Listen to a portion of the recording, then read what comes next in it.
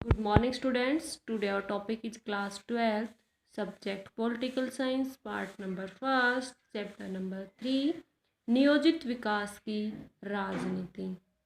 तो इस चैप्टर में हम आज जो टॉपिक करने वाले हैं वो है भारत में योजना आयोग का गठन कब कैसे हुआ। तो यहाँ पे हमारा होगा योजना आयोग एक संविधानोत्तर संस्था थी, क्योंकि संविधान में इसकी स्थापना की कोई व्यवस्था नहीं थी। भारत में योजना आयोग की स्थापना भारत सरकार द्वारा 15 मार्च 1915 को एक प्रस्ताव पारित करके की गई थी और 28 मार्च 1950 से योजना आयोग ने अपना कार्य प्रारंभ कर दिया था। परंतु 16वीं लोकसभा चुनाव के बाद नवगठित भाजपा नेतृत्व वाली सरकार ने 65 वर्ष पुराने योजना आयोग के स्थान पर national institution for transforming India, जिसको शॉर्ट में हम NITI बोलते हैं, आयोग का गठन करने का निर्णय लिया, जिसके परिणाम स्वरूप एक नई संस्था की नीति, नई संस्था यानी कि NITI, जो कि इसकी फुल फॉर्म होगी national institute for transforming India, का मार्ग प्रस्तुत किया। 5 जनवरी 2015 को इसकी नियुक्ति कर दी गई। यहाँ हम सर्वप्रथम पाठ्यक्रम के अनुसार योजना आयोग की ऐतिहासिक पृष्ठभूमि के अनुसार योजना आयोग के स्वरूप और इसके कार्य तथा भारत में इसका विकास योजना आयोग द्वारा निभाई गई भूमिका को संक्षेप उल्लेख करेंगे। इसके बाद जो हमारी नवगठित नीति आयोग की संरचना, उद्देश्य और कार्यों को भी पढ़ेंगे। तो भारत में 1950 में कार्यरत योजना आयोग में प्रधानमंत्री इसका अध्यक्ष होता है, वही इसकी बैठक की अध्यक्षता करता है। इसके अतिरिक्त आयोग का एक उपाध्यक्ष होता है, जिसकी नियुक्ति मंत्रिमंडल द्वारा की जाती है। उपाध्यक्ष पद पर देश के विख्यात अर्थशास्त्री या प्रसिद्ध प्राप्त वित्त विशेषज्ञ विराजमान रहे हैं।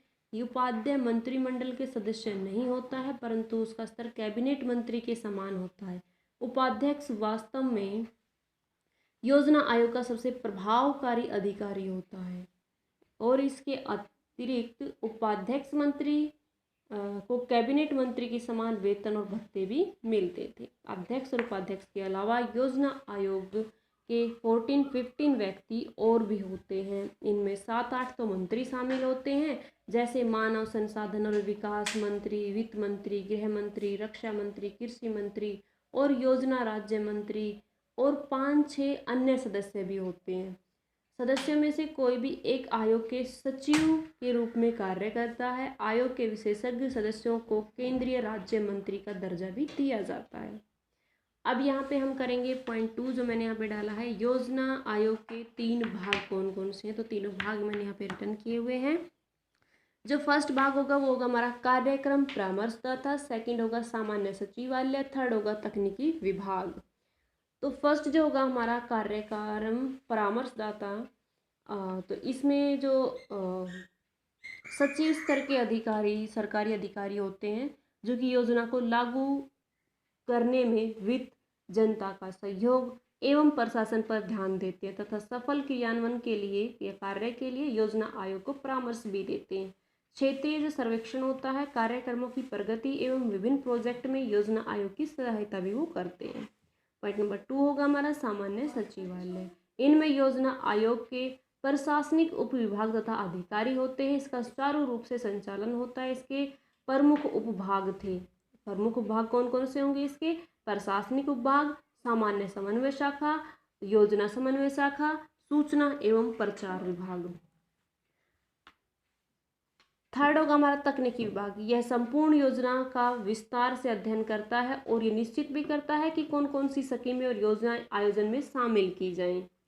ये विभिन्न योजनाओं, परियोजनाओं आदि पर शोध करने की प्रगति की रिपोर्ट को तैयार करता है। नेक्स्ट थर्ड टॉपिक होगा इसमें हमारा योजना आयोग के कार्य। तो यहाँ पे सामाजिक आर्थिक विकास के लक्ष्य की विवेचना संविधान के निर्देश सिद्धांतों के अंतर्गत ही मिलती है। आर्थिक प्रणाली ऐसी होनी चाहिए उसकी जिससे कि धन और उत्पाद साधनों का उपयोग जनसाधारण के लिए हो, किसी विशेष वर्ग के लिए नहीं। अभिप्राय है कि आर्थिक विकास की गति इतनी होनी चाहिए कि इसका प्रभाव जन सामान्य अनुभव कर सकें।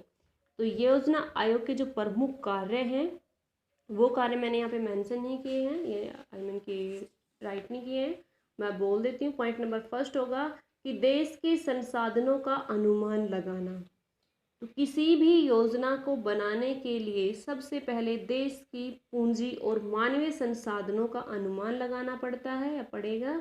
मानव क्षमताएं, धन, भौतिक पदार्थ, वन, खनिज पदार्थ, भूमि, जल संसाधन, वे सभी संसाधनों के अंतर्गत आते हैं क्योंकि इनका उपयोग वस्तु और सेवाओं के उत्पादन के लिए किया जाता है। योजना आयोग इन सभी संसाधनों का लेखा जोखा तैयार करता है ताकि आर्थिक विकास की दर तय की जा सके। पॉइंट नंबर 2 होगा योजनाएं बनाना। तो ये सभी को पता है, प्लानिंग वाला चैप्टर भी आपने किया था कि कोई भी कार्य करने से पहले उसकी योजनाएं तैयार कर ली जाती हैं। जैसे भी कोई भी उद्योग स्थापित किया जाता है तो उस उद्योग के लिए वहाँ लेबर मिलेगी या नहीं मिलेगी, कच्चा माल मिलेगा या नहीं मिलेगा, एनर्जी रिसोर्स मिलेगा या नहीं मिलेगा, उसके लिए जगह मिलेगी या नहीं मिलेगी, तो ये सभी पहले ही तय करना होता है।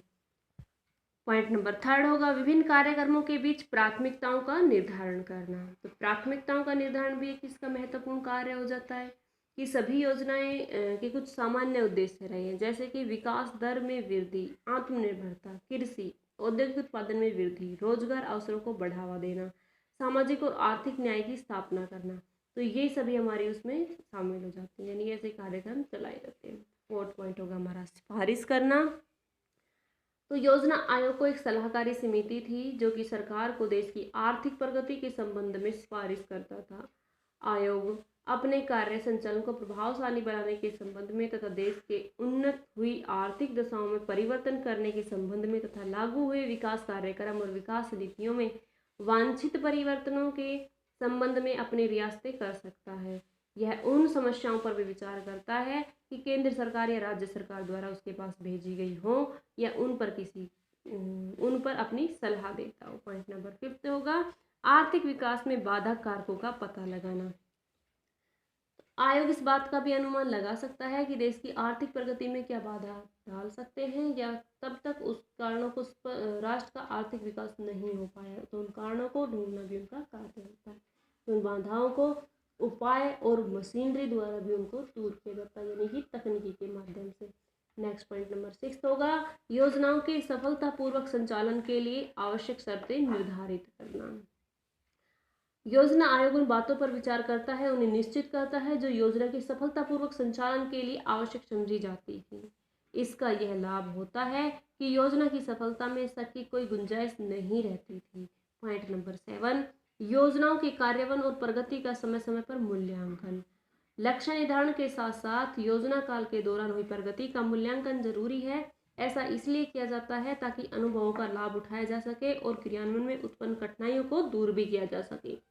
साधन जो आवंटन की प्रक्रिया है, यदि इसमें कोई त्रुटि है यानी कि कोई इसमें कमी है तो उसे दूर किया जा सकता है, और जो फिजूल खर्च है उसको समाप्त करने के लिए उपाय भी बनाए जाते हैं। जनसंख्या में वृद्धि, मुद्रास्फीति का अनुमान लगाना बहुत ही जरूरी होता है ताकि योजनाओं पर किए जाने वाले परिव्यय यानी कि फालतू का जो खर्चा है उसमें फेरबदल किया जा सके। तो हमारी योजनाएं इन सभी बातों पर जोर देती है कि पूंजी के निर्माण के लिए मुख्य रूप से घरेलू बचतों के माध्यम से साधन ही जुटाए जाए।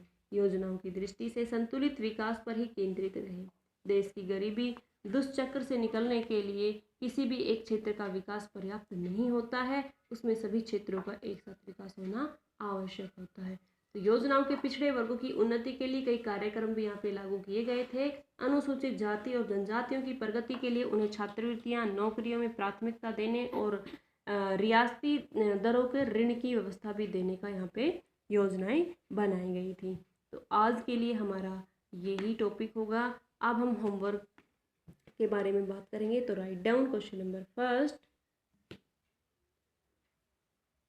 Write down question number first.